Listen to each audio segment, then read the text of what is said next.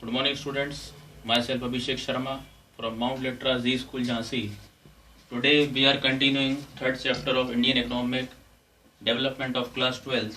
As you are seeing on my whiteboard, I have mentioned two concepts: outsourcing and WTO. So, students, what is outsourcing? Outsourcing means contracting out some of its core activities to a third party which were earlier performed by the institution. Outsourcing is one of the important outcomes of the globalization process.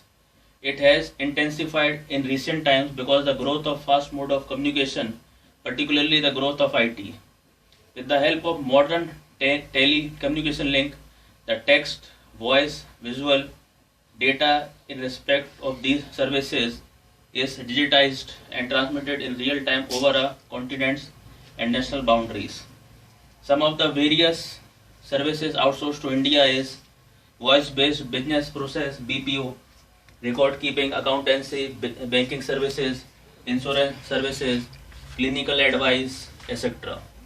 Now WTO. This word have you heard earlier? World Trade Organization. Prior to WTO, General Agreement on Trade and Tariff (GATT) was established as a global trade organization in 1948 with 23 countries. GATT was set up to administer all multilateral trade agreements by providing equal opportunity to all the countries. Today, there are 195 members in WTO and it is the successor of the GATT. The WTO agreement covers trade in all goods as well as services to facilitate international trade. At present, there are 164 countries of WTO and all the members of WTO are required to abide by laws and policy framed under WTO rules.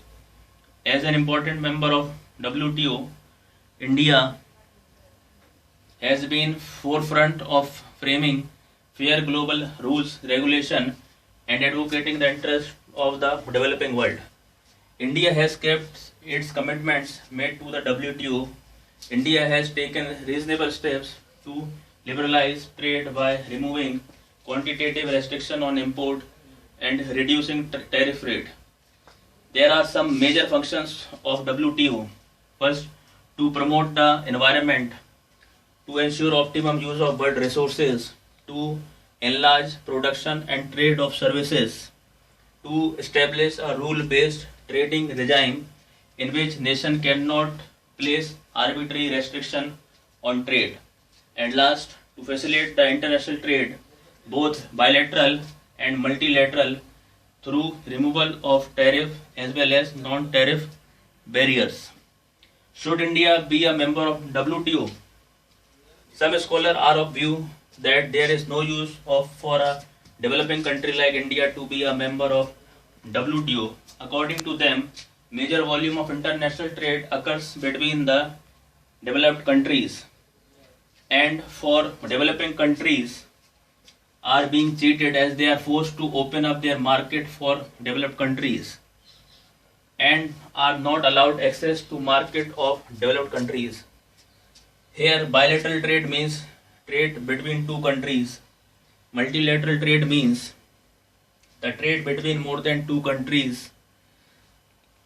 And tariff barriers means the barrier which are imposed on import to make them relatively costly and to protect the domestic production are known as tariff barrier.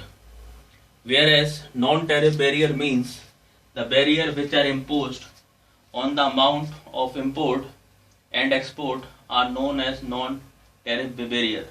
So prior to WTO, General Agreement on Trade and Tariff (GATT) was established as a global trade organization.